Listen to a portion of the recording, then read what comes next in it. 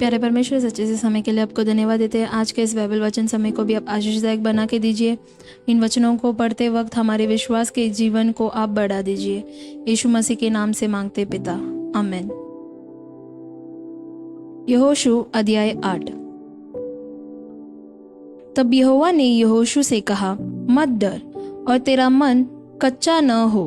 कमर बांधकर सब योद्धाओं को साथ ले और आई पर चढ़ाई कर।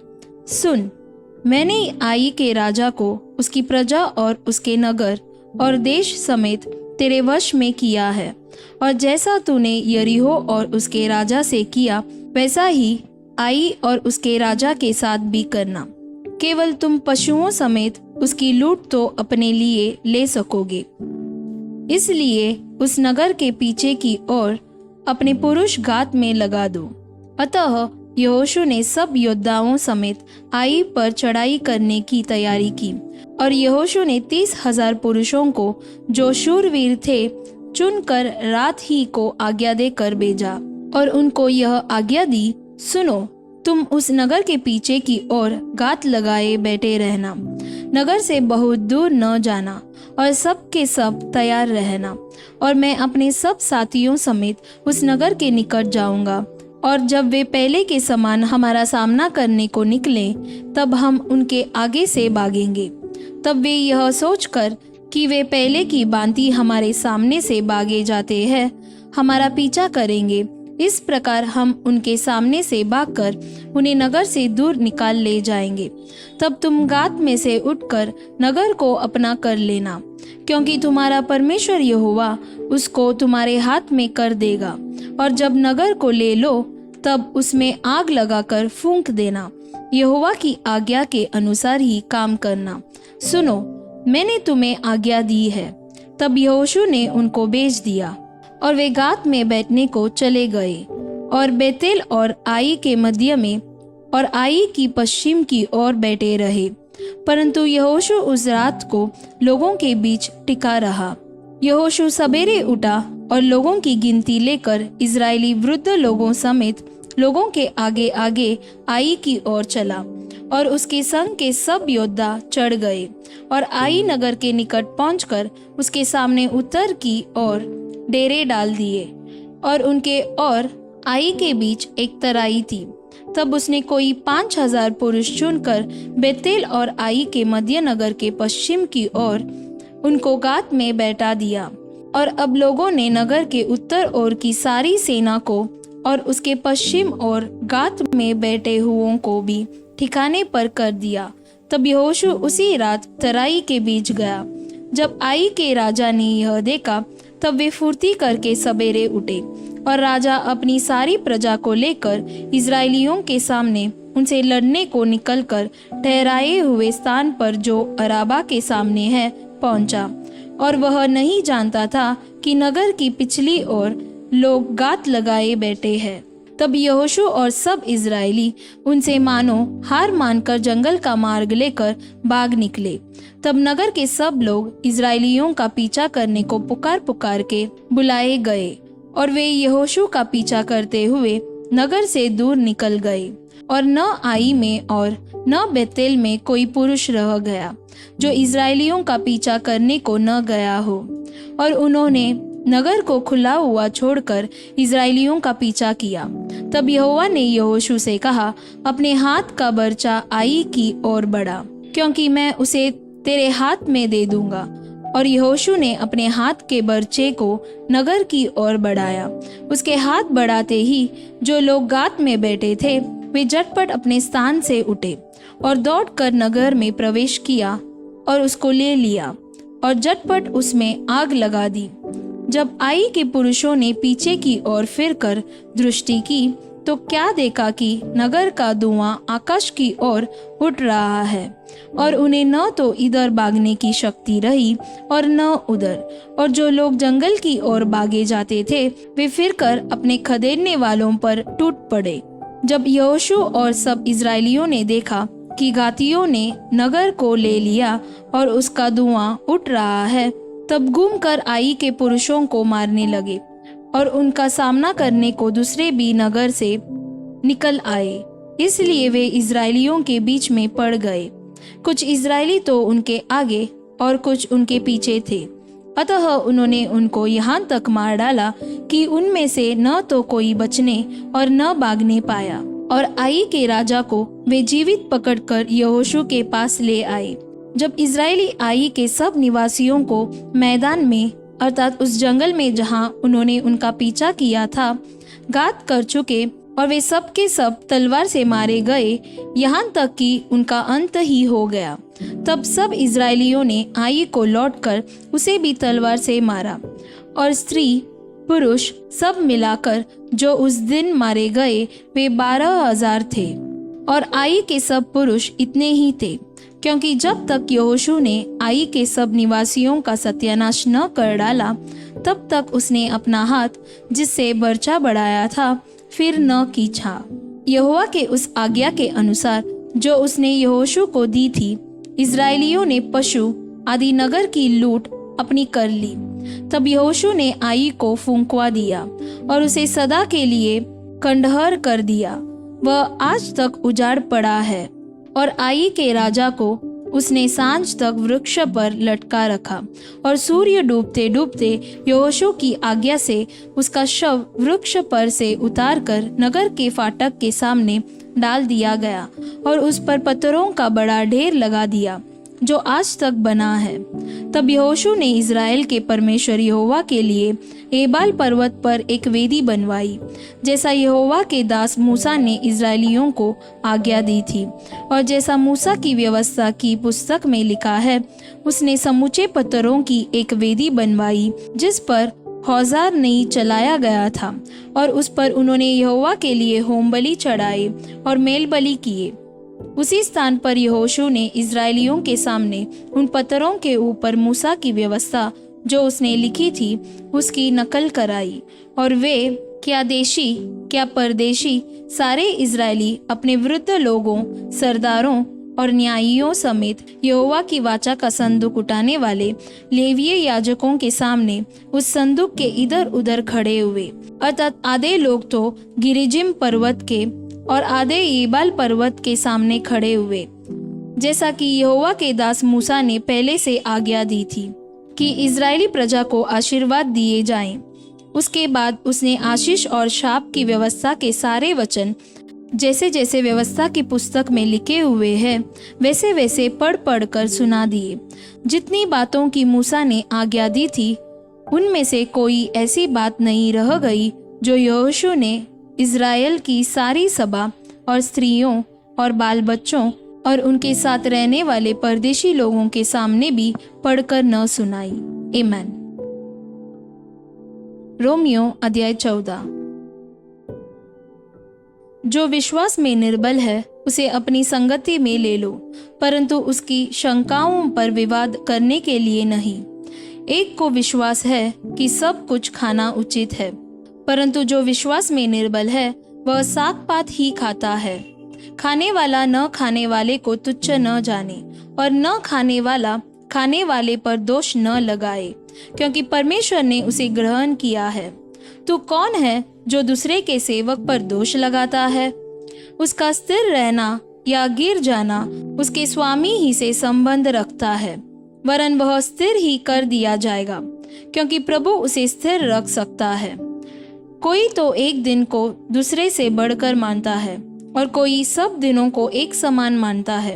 हर एक अपने ही मन में निश्चय कर ले, जो किसी दिन को मानता है वह प्रभु के लिए मानता है, जो खाता है वह प्रभु के लिए खाता है, क्योंकि वह परमेश्वर का धन्यवाद करता है। और जो नहीं खाता वह प्रभु के लिए नहीं खाता और परमेश्वर का धन्यवाद करता है, क्योंकि हम में से न तो कोई अपने लिए जीता है और न कोई अपने लिए मरता है। यदि हम जीवित हैं तो प्रभु के लिए जीवित है, और यदि मरते हैं तो प्रभु के लिए मरते हैं। अतः हम जिए या मरे हम प्रभु ही के हैं, क्योंकि मसीह इसीलिए मरा और जी भी उठा कि वह मरे हुओं और जीवितों दोनों का प्रभु हो। तू अपने भाई पर क्यों दोष लगाता है, या तू फिर क्यों अपने भाई को तुच्छ जानता है? हम सब के सब परमेश्वर के न्यायी सिंहासन के सामने खड़े होंगे, क्योंकि लिखा है, प्रभु कहता है, मेरे जीवन की सौगंध कि हर एक घुटना मेरे सामने टिकेगा और हर एक जीभ परमेश्वर को अंगीकार करेगी। इसलिए हम में से हर एक परमेश्वर को अपना अपना लेखा देगा। अतः आगे को हम एक दूसरे पर दोष न लगाएं, पर तुम यह ठान लो कि कोई अपने भाई के सामने ठेस या ठोकर खाने का कारण न रखे। मैं जानता हूँ और प्रभु यीशु में मुझे निश्चय हुआ है कि कोई वस्तु अपने आप से अशुद्ध नहीं, परंतु जो उसको अशुद्ध समझता है उसके लिए अशुद्ध है। यदि तेरा भाई तेरे भोजन के कारण उदास होता है तो फिर तू प्रेम की रीति से नहीं चलता। जिसके लिए मसीह मरा उसको तू अपने भोजन के द्वारा नष्ट न कर। अतः तुम्हारे लिए जो भला है उसकी निंदा न होने पाए, क्योंकि परमेश्वर का राज्य खाना पीना नहीं परंतु धर्म और मेल मिलाप और वह आनंद है जो पवित्र आत्मा से होता है। जो कोई इस रीति से मसीह की सेवा करता है वह परमेश्वर को बाता है और मनुष्यों में ग्रहण योग्य ठहरता है। इसलिए हम उन बातों में लगे रहें जिनसे मेल मिलाप और एक दूसरे का सुधार हो। भोजन के लिए परमेश्वर का काम न बिगाड़। सब कुछ शुद्ध तो है, परंतु उस मनुष्य के लिए बुरा है जिसको उसके भोजन से ठोकर लगती है। भला तो यह है कि तू मांस खाए और न दाखरस पिए, न और कुछ ऐसा करे जिससे तेरा भाई ठोकर खाए। तेरा जो विश्वास हो उसे परमेश्वर के सामने अपने ही मन में रख। धन्य है वह जो उस बात में जिसे वह ठीक समझता है अपने आप को दोषी नहीं ठहराता, परंतु जो संदेह करके खाता है वह दंड के योग्य ठहर चुका, क्योंकि वह विश्वास से नहीं खाता और जो कुछ विश्वास से नहीं वह पाप है। आमीन। विलाप गीत अध्याय 1। जो नगरी लोगों से भरपूर थी वह अब कैसी अकेली बैठी हुई है। वह क्यों एक विधवा के समान बन गई। वह जो जातियों की दृष्टि में महान और प्रांतों में रानी थी अब क्यों कर देने वाली हो गई है। रात को वह फुट फुट कर रोती है, उसके आंसू गालों पर ढलकते हैं। उसके सब यारों में से अब कोई उसे शांति नहीं देता। उसके सब मित्रों ने उसे विश्वासघात किया और उसके शत्रु बन गए हैं। यहूदा दुख और कठिन दासत्व से बचने के लिए परदेश चली गई, परंतु अन्य जातियों में रहती हुई वह चैन नहीं पाती। उसके सब खदेड़ने वालों ने उसकी सखेती में उसे पकड़ लिया है। सिय्योन के मार्ग विलाप कर रहे हैं, क्योंकि नियत पर्वों में कोई नहीं आता है। उसके सब फाटक सुनसान पड़े हैं, उसके याजक कराहते हैं। उसकी कुमारियां शोकित है और वह आप कठिन दुख भोग रही है। उसके द्रोही प्रदान हो गए, उसके शत्रु उन्नति कर रहे हैं, क्योंकि यहोवा ने उसके बहुत से अपराधों के कारण उसे दुख दिया है। उसके बाल बच्चों को शत्रु हाँक हाँक कर बंधुआई में ले गए। सिय्योन की पुत्र का सारा प्रताप जाता रहा है। उसके हाकिम ऐसे हरिणों के समान हो गए हैं जिन्हें कोई चरागा नहीं मिलती। वे खदेड़ने वालों के सामने से बलहीन होकर भागते हैं। यरूशलेम ने इन दुख भरे और संकट के दिनों में, जब उसके लोग द्रोहियों के हाथ में पड़े और उसका कोई सहायक न रहा, तब अपनी सब मनभावनी वस्तुओं को जो प्राचीन काल से उसकी थी स्मरण किया है। उसके द्रोहियों ने उसको उजड़ा देखकर ठट्ठों में उड़ाया है।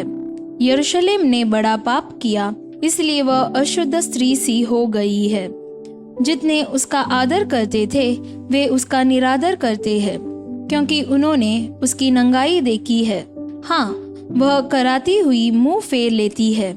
उसकी अशुद्धता उसके वस्त्र पर है। उसने अपने अंत का स्मरण न रखा, इसलिए वह भयंकर रीति से गिराई गई और कोई उसे शांति नहीं देता है।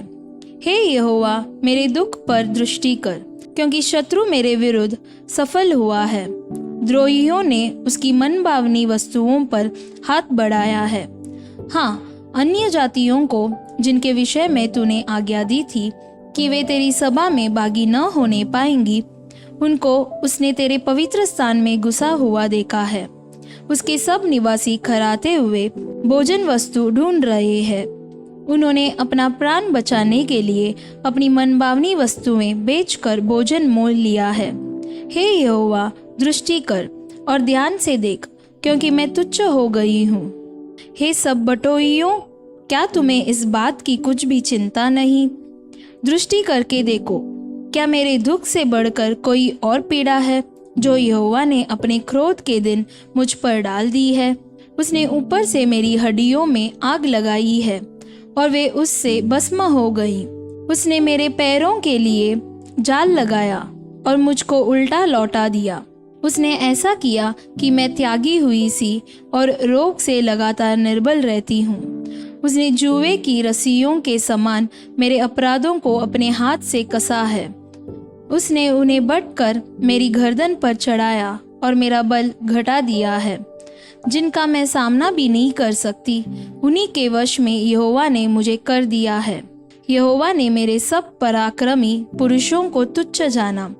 उसने नियत पर्व का प्रचार करके लोगों को मेरे विरुद्ध बुलाया कि मेरे जवानों को पीस डाले। यहूदा की कुमारी कन्या को यहोवा ने मानो कोल्हू में पेरा है। इन बातों के कारण मैं रोती हूँ। मेरी आंखों से आंसू भी धारा बहती रहती है, क्योंकि जिस शांतिदाता के कारण मेरा जी हरा भरा हो जाता था, वह मुझसे दूर हो गया। मेरे बच्चे अकेले हो गए, क्योंकि शत्रु प्रबल हुआ है। सिय्योन हाथ फैलाए हुए है, उसे कोई शांति नहीं देता। यहोवा ने याकूब के विषय में यह आज्ञा दी है कि उसके चारों ओर के निवासी उसके द्रोही हो जाएं। यरूशलेम उनके बीच अशुद्ध स्त्री के समान हो गई है। यहोवा सच्चाई पर है, क्योंकि मैंने उसकी आज्ञा का उल्लंघन किया है। हे सब लोगों, सुनो और मेरी पीड़ा को देखो। मेरे कुमार और कुमारियां बंधुआई में चली गई हैं। मैंने अपने मित्रों को पुकारा, परंतु उन्होंने भी मुझे धोखा दिया।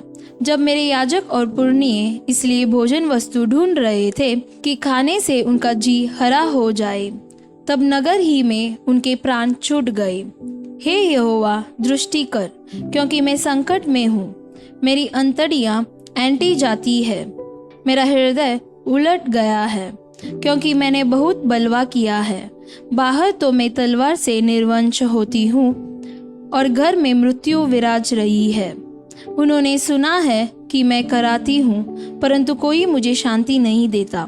मेरे सब शत्रुओं ने मेरी विपत्ति का समाचार सुना है। वे इससे हर्षित हो गए कि तू ही ने यह किया है। परंतु जिस दिन की चर्चा तूने प्रचार करके सुनाई है, उसको तू दिखा, तब वे भी मेरे समान हो जाएंगे। उनकी सारी दुष्टता की ओर दृष्टि कर, और जैसा मेरे सारे अपराधों के कारण तूने मुझे दंड दिया, वैसा ही उनको भी दंड दे, क्योंकि मैं बहुत ही कराती हूँ और मेरा हृदय रोग से निर्बल हो गया है। आमीन।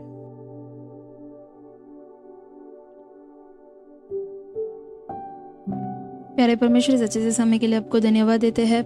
जैसे हम पढ़े थे परमेश्वर, यहोशू को आप धाड़स बांधकर और आई के नगर से आपने विजय प्राप्त करने के लिए मदद किया था, उसी प्रकार परमेश्वर हमारी ज़िंदगी में भी सारे कामों में हम लोग विजय प्राप्त करने के लिए मदद कीजिए। और जैसे यहोशू ने आपके आज्ञा के अनुसार सब कुछ किया था, उसी प्रकार हम भी आपके आज्ञा के अनुसार सब कुछ करने के लिए मदद कीजिए। यीशु मसीह के नाम से मांगते पिता, आमीन। God bless you.